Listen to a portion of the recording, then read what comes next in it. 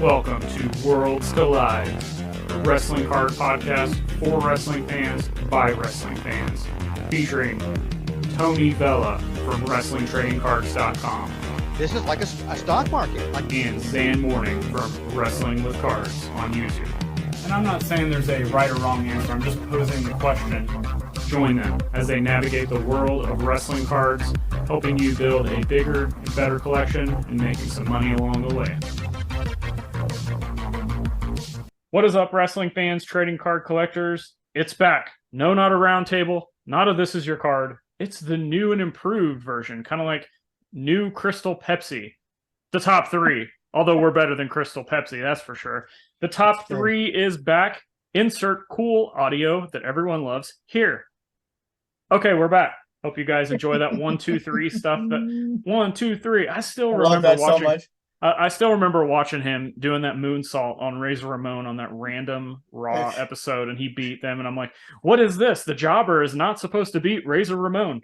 And like, so that moment, I know this is like, that's the 1, 2, 3 kid moment for everybody, but it's just something that we talk about, continuing to talk about old wrestling and kind of whether that's old wrestlers on a new Panini product or old wrestlers on a Panini product from 1995 that nobody can really find. We've got to continue to talk about old wrestling just from a historical standpoint. But Absolutely. Today, we're talking a little bit about historical standpoint, the top 3 managers in wrestling and how that relates to their wrestling cards. So for my criteria that I came up, and Tony, I'd love to hear if you're with me on this or if you have a different criteria that you picked for yours. We picked the household names in wrestling cards. So these are maybe the cards you see a lot of the managers that you know and love, the ones that are in your memories from growing up, the ones that are currently in your memories maybe. And that's from both the hobby and the wrestling perspective and kind of combining those. But then on top of that, I wanted to go an extra step and say, okay, what are the managers that fit that? But then they also have a wide variety of cards. We're talking everything from like vintage up to maybe some new shiny stuff and everything in between. So kind of wrapping that all together, we've come up with 3 managers each. Do you have anything else in your criteria that you were thinking of that I didn't mention? No, that pretty much covers it. I think that's a good way to kind of gauge about this topic as far as it's got to be, household names. When I first read the show notes, I saw a household name. I go, I can't think of any manager it's going to be a household name like The Rock or Hulk Hogan kind of thing. Oh, and I kept, reading is good, Tony, in both wrestling and the hobby. Got it. Okay. Yeah. I just, and I was just the opposite because I was just like, I can't pick 3. I've got like 7 or 8 managers that not only do I remember them being on my TV all the time, but I also see their cards all the time and people collecting them and sharing them. And, we just did the episode talking about hobby love. I think that the hobby love actually has a lot to do with some of the cards that I selected in this. So, yeah. And so the criteria is good here. I like it. So, and having a variety of cards is good. I think one of mine doesn't have the same number of cards, but maybe, I don't know. We'll see. It's interesting to see the different picks we had. Let's start off and get this one out of the way, not because it's the worst, definitely, but it's something that we both picked, and that's the Mouth of the South, Jimmy Hart. You've got the All-Stars card with the pink border from when he looked. What was that? Was it I can't remember the group that he was in. He was in a music group. Yeah, I don't remember that. It'll come to me. It'll come to me. Yeah, and it looks like that image is like from that album, like when he was making, like he's got that like white suit on, because even like I know he looked like that in Memphis, but when I think of him, even in Memphis, I think of him running around with like, involved in the Jimmy Hart's army and feuding with Lawler. I don't like, he looks like he's got he almost looks like Sonny and Cher. Like he kind of looks like that in this card. Yeah. It's also the Gentrys, by the way. The Gentrys, that's it. That's yes. Right. And then, so you've got that. And then you've got all the way up to, he has got an amazing select card that I've seen of him just yelling in the megaphone right at you. Yeah. And that is what a lot of people, they don't remember that Gentry's era or Memphis. They remember that golden age of the WWF.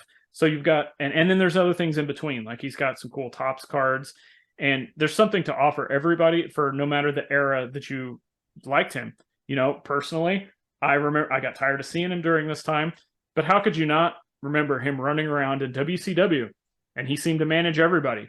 So you would see the Dungeons of Doom come out, and he would have a Dungeons of Doom airbrushed duster jacket on. But then Nasty Boys would come out next, and he'd have that Nasty Boys jacket. But then Hogan comes out, and Hogan is battling with the Dungeon of Doom, and he's got like, maybe he decides he's going to wear a half and half because he's like a Hogan guy, but he's a Dungeon of Doom guy, and he's just everywhere. He's true, like he was truly the mouth of the South. You know, No loyalty, damn it. no loyalty. He was going wherever the champions were, whether it was the Hart Foundation or whether it was Hogan. He was going with them. But I thought Jimmy Hart had to be on this list. Agreed. I had the same thing for all the same reasons too. I mean, just a career that spans many, many decades, and he's got to be part of every legend set. I think it's just a name there. I mean, everybody and who watched wrestling, who follows wrestling, I think everybody kind of knows. Everybody knows who Jimmy, the Mouse of the South, is. And again, like you said, he's got something for everybody across the board. Whether it just be some great images from base cards, some cool from a historical standpoint. I mean, obviously part of the Wrestling All-Star set. Yep. You know, and then he's got an amazing autograph card from the top set from, you know, the WCW set. I mean, there's a little bit of everything there for everybody to collect. Well, and he's, like I said, he's done a little bit of everything. So maybe somebody likes to collect him because, you know, they like the Hart Foundation, and in their opinion, he's better than anybody in the Hart Foundation. He's even better than Bret Hart or Dangerous Danny Davis. Sure. Or maybe they are liking him from the Memphis days, or maybe they just like him from when he was a Dungeons of Doom or Hogan and WC. Like, there's so much you could go into here. So Speaking of that, I think this is a good transition. I'll go ahead and go into my next one. Paul Heyman. And wow, where do we start with this guy? Go from managing in the 80s, again, Memphis, and then WCW, NWA, and then, of course, being the head honcho and the mind for ECW. But then he's still managing today in one of the most prolific spots in WWE right now. So once again, you've got his cards from the early 90s and the WCW stuff, and then you've just got cards sprinkled out. There's some Fleer.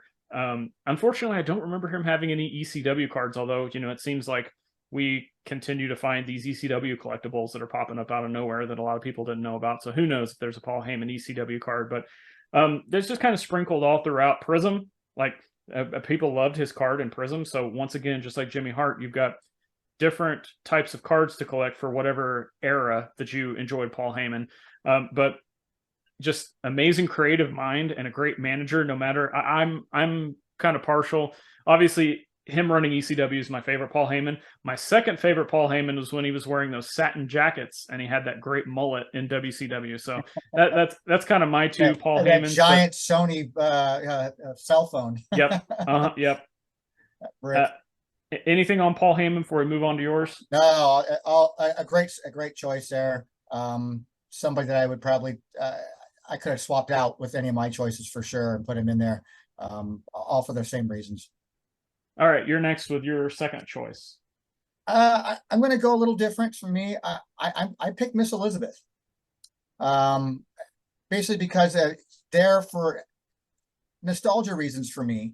Obviously for the Hulkamania with Savage and Hulkamania, that whole Mega Powers thing, and then going into the NWO stuff, and then she gets sprinkled in with some love here and there of you know, putting her in legend sets like that. There's the women's division sets, and she got included in those as well. She has an official autograph card from WCW. She's got early stuff from the 80s, whether it be on a Circle K card or something with Savage, you know, from the, you know, was it 86, you know, OPG. Yeah. So I mean, and it's somebody, it's like for a lot of people, especially from a managing standpoint. I mean, she was also a lot of people's, that's my original diva. That's my original first crush, you know, from a wrestling fan and a girl, you know, standpoint. It's just, it's Miss Elizabeth, you know, so wholesome yet so hot. So just, and then across the board, everything, you know, it's just, it was there all the way till, you know, till we lost her. She was always part of wrestling, and it just it's something that stuck with me. And I can look at different cards of hers will bring back, like all wrestling cards do, should, for people. Seeing different cards of her from different time frames will put me right back into that moment of when she was part of that organization, doing whatever it was in that organization. And I love her for that. From a card perspective, I think, you know, we've talked about Jimmy Hart being in the All-Stars. We've talked about Paul Heyman being in Prism. That's two really iconic sets. People say what they want about Prism. It's a Mhm. whole nother show. But we also have to look at her, like you said, being in that WCW autograph set. Like that, you know, she's representing one of the most famous and sought after. She's represented in that set, so that's you can't Yes. take that away from her. And something else that I find very interesting that I've seen Uncle Danny doing, shout out to him, and I've seen some other people doing, is going after Miss Elizabeth just straight up autos, whether it's Yep. with Macho Man and whether it's an 8x10, whether it's an index card. So they're, you know, finding her autographs out there that people are chasing. I know that that's not specifically maybe card related, but it's hobby adjacent, and I still think it all Yeah, ties in together. So absolutely. And she has a beautiful signature. Like, I yep. mean, just a really classy, full signature that is sorely missing from a lot of people today, from people's cards. But I love it's a great signature. I love it. And I'll close out with my third one, and that being Paul Bearer. And He was on my list, man, and I had to cut it. this one is like kept me. People sharing their Paul Bearer cards has kept him in my consciousness more than me actually trying to think back and remember his like obviously I remember what he did in WWF, WWE, whatever, Mm-hmm. and even some in World Class when he's Percy Pringle. But Mm-hmm. when these people share their gold cards, their gold Topps gold refractors, or I'll tell you one of my favorite ones is, I don't remember the year, but it's a Heritage Chrome set that has him in it, and he's making like one of the worst faces. Like, you know, he always made those faces. Yeah. At 98 Comic Images, that's another good one that he's making one of those faces, and I think it's hilarious. But it also again sends me back to that time. And the more people that are putting together these like Paul Bearer PCs and the different kinds of refractors you can do with them, it's keeping me in that consciousness to remind me of all those great times I grew up watching him, and how I thought he was like awesome, creepy, and hilarious all at the same time.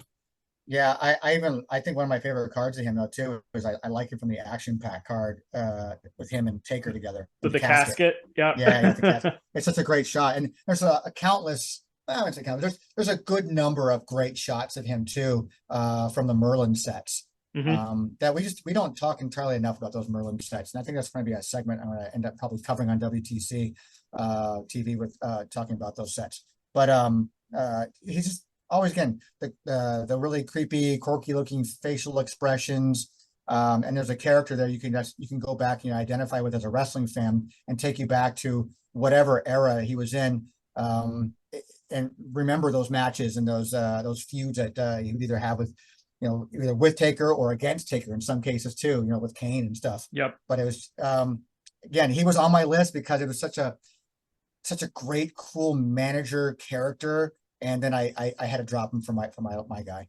Yeah, and it's somebody, you know, we've all seen the managers, like, you know, like I mentioned, a Paul Heyman or Jimmy Hart, where they come back there, they got a gimmick, they're basically the mouthpiece for the guy, and that's what Paul Bearer was. But Paul Bearer was also like we had never seen a manager like that before, to my knowledge. And like, it's so over the top with yeah, it was just so over the top stuff, and it just but it worked, it clicked. It was like, especially if you were younger at that time when he came around, and I mean I wasn't, you know, very young, but I was you know, still of age to the point where, like it was just quirky to me, like this is kind of silly, stupid, but it works for me, kind of thing, you know. I was more scared of him than I was the Undertaker, I'll be honest.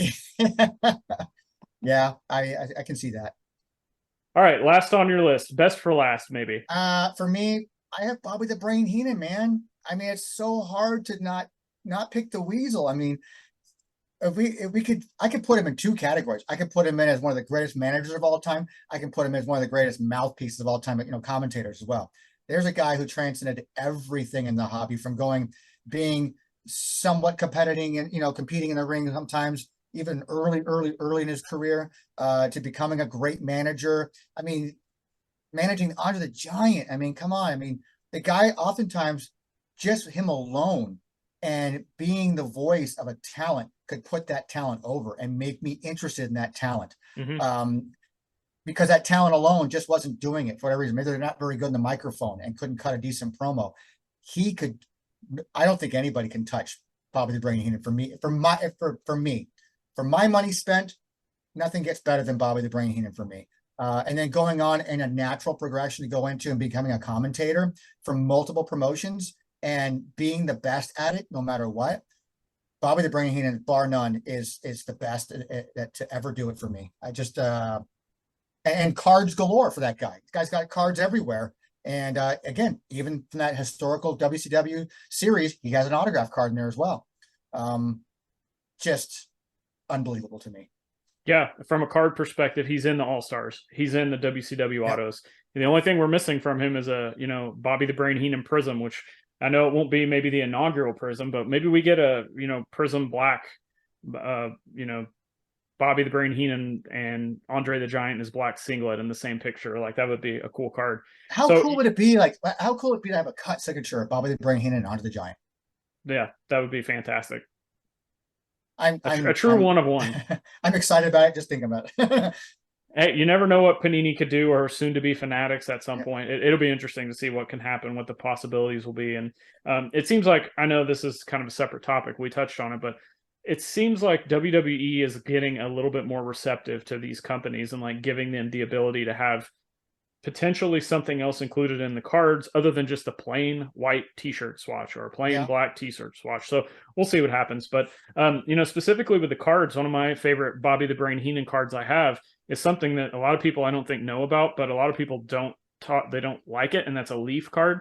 And it is a triple swatch of Bobby the Brain, Vince McMahon, and Roddy Piper. And they're all pieces of like player worn, they don't say where they were worn, but, I just thought I saw that and I was like, when are you going to find these three iconic names and their, event used stuff on the same card ever again? So I had to get it. So that's one of my favorite. I also have a Bobby the Brain Heenan All-Stars auto that I love and part of the set that I'll probably never get rid of. But you spoke about how he would be the mouthpiece for somebody that maybe couldn't do something. I found that as an announcer, he was very, very good at that. Maybe even more so than a manager, because I'd be watching WCW and he'd be making these like inside jokes or, cracking on the jobbers in the ring or making fun of the NWO. And that entertainment that he provided as an announcer to me was almost even more entertaining than him as a manager. So like start to finish, his whole career is just, it spans everything you could potentially want from a manager, a mouthpiece, an announcer, cards. Like, it's a total package. Yeah, incredibly witty too, like just off the cuff, like not even scripted, just being super quick to a punchline. It was just there'll never be another Bobby the Brain Heenan. One of the few guys that dropped an F-bomb on live TV and it actually got through when Brian Pillman ran up beside him and started shaking him because Bobby has that neck injury. So the memories that these wrestling cards send us back to. All of them. And I think that's it. And I also want to say that this was we always tell you guys to reach out to us, tag us and stuff. This was a suggestion. We're starting to get more suggestions and I love it. We put these in the archives and we get to them as we can. This one was suggested by somebody to do a video. Like, I think it may have been on the YouTube channel that it was like, hey, talk about manager cards. And then lo and behold, Chuckster says, you should do a top 5 manager cards. And I was like, well, actually, we already have a top 3 for the podcast for the managers. So if you guys have requests on more top 3s, if you have this is your card you want to see, if you just have a topic that has nothing to do with that and you want us to talk about it, if we get enough of them, we can do just a whole Q&A episode. And we may even be able to do like a live stream Q&A episode sometime. Not a bad idea. The possibilities are endless for whatever the audience wants. So just let us know, reach out, tag us on social media. And real quick, I know they can probably know where to find you, but we got to do it anyway. Tony, let everybody know where they can find you. WrestlingTradingCards.com, sir. All of our social media accounts are on the bottom of every single page. Click on it, take you right to it. And it's pretty simple. So. And I want to also say, I do say this periodically, make sure to check out the YouTube channel, WTC TV. There's like anything and everything you could want about wrestling cards is being spoke about across numerous videos on there, whether it's interviews with, indie card producers. If you want some of the more modern talk, Adam, and he brings in different people on each one of his videos. We definitely have, it's transitioning from just the WTC TV to the WTC TV network, basically. So it's something I've talked about for a long time on this podcast and others, on my own. Just to try to expand and giving people an opportunity to have a voice to, talk about how they perceive the hobby, the market, whatever's they want to get, out there to help share, maybe help educate, get their perspectives out. It does alleviate me from the burdens of having to put out episodes every single week. So I appreciate the people who are putting stuff out there. Whether you like it or don't like it, you don't have to watch everything. But if maybe you got a different viewpoint, I'd love to have you on, man. I don't care who you are. I'd love to have you on and talk about how you feel about the market, how you feel about certain sets that come out over the years. It should be a platform to help educate everybody. It's kind of what we do here. It's actually what we do here. Is just to try to put out the information out there and let you kind of digest it and see how it makes your belly feel, man. And hopefully you can it's something that is tasty enough for you to want to come back, listen to, and consume more. Or maybe you say, you know what, that's just not for me. I'm going to go over here. Doesn't matter. We just want to share our perspectives. Well, and the variety that you're putting out there is like there's something for everyone. It's kind of like a buffet. So if you don't like everything on the buffet but one person, just continue to go back and watch that one person that appears on all of the videos. Maybe you just like one specific type of card. Like you can go back and find out any of the videos that are talking about that specific time or era or whatever.